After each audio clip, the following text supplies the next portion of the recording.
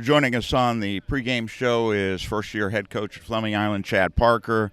Chad, great opportunity for you here at Fleming Island. Just your overall thoughts about how things have gone so far. I'm very pleased with the way things have gone so far. The kids are really buying into the culture changes we're trying to create, and the athletes here are really, really good. So I'm excited to be here and see what we can do this year.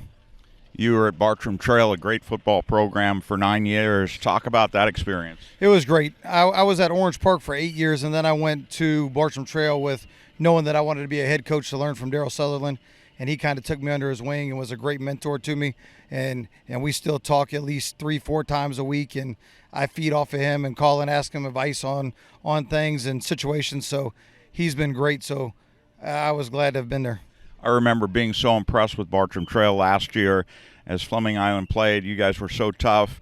Talk about how tough it was to lose that game in the regional semifinal, 21-20. I know you came close, but not quite there. It was a heartbreaker, but Creed Whittemore was a really, really good player, and we knew that he was. The first time we were up 21-0, they scored on the last play of the game to make it 21-6, and we were in that game. We had every opportunity, and we just kind of let it slip away. We had opportunities. We didn't capitalize, and in this game you got to capitalize. Well, I know this is your first opportunity to be a head coach at the varsity level. Talk about the difference between being an assistant and now the guy who's in charge of everyone. It's a little different. I've been a position coach for the last 17 years or so, and I've always coached running backs. So the running back coach gets a little extra me in his ear because I'm always over there with the running backs. It's hard to focus on the entire team and the defensive side of the ball when I've been an offensive-minded guy for so long. That's the biggest difference for me, is not coaching those guys and not having the relationships quite like I had when I was their position coach.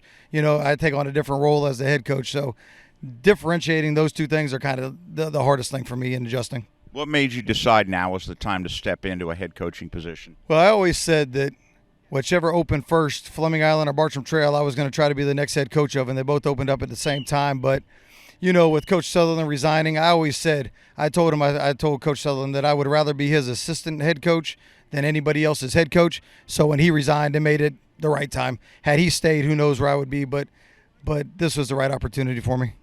You got a spring game tonight, and Middleburg will be your opponent that night. What are you looking to accomplish? I know winning isn't the most important thing, so what's going to be important?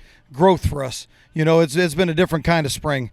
When we were at Bartram Trail, we could go out and play a game day one of spring. We could line up and play. But here we've got a whole new coaching staff. We're trying to get used to the players. Players are trying to get used to us. So the big thing is just seeing growth and that they're understanding what we're trying to teach them this spring, because we've installed a whole new defense, whole new offense. So, you know, just growth. How's that transition been? I know this year will be tough as well. Lost a lot of seniors from last year's team. We did. This team's very, very young. When you look at us across the board, we're starting a bunch of 9th and 10th graders or rising sophomores and juniors.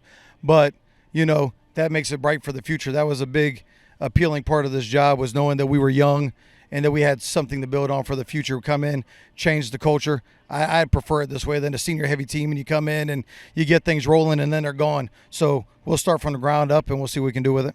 You got pretty good skills players, decent quarterback in Sebastian Broughton, and a good receiver in Trace Burney, just to name a couple. Yeah, those guys are electric. Sebastian is one of the best quarterbacks that I've ever been around. You know, he's very Lamar Jackson, Patrick Mahomes-ish, where he can beat you with his legs, but he's always looking to pass first, and he keeps his eyes downfield, and he makes all the right reads and does all the right things. And his ability to improvise and point guys off of routes and create is what makes him a really, really special player. And Trace is electric with the ball in his hand. He's going to be used a number of ways. We're going to line him up in the backfield, slot, receiver. He'll return kicks, punts. I mean, we're going to play him everywhere. Just being out here a few minutes at the practice field, seems like there's good energy amongst the boys. There is, and that comes from our coaching staff. I don't want to take credit from any of that. It's because of our coaching staff. We went out and got the best coaches that we could get. We brought over some guys from Bartram Trail that understood our culture, and then the addition of Evan Scharf, who's been the OC here for a little while, and then got out of it and is back in it now, and then Derek Chippoletti's been a huge help, a longtime head coach in the area and one of the more respected coaches, and having him over there on the defensive side of the ball has made a tremendous difference. Appreciate the visit, Coach. Good luck in the spring game. Yes, sir. Thank you. We'll take a quick break. We'll come back, and we'll have more of the pregame show. You're watching Fleming Island football on Florida Sports Broadcasting.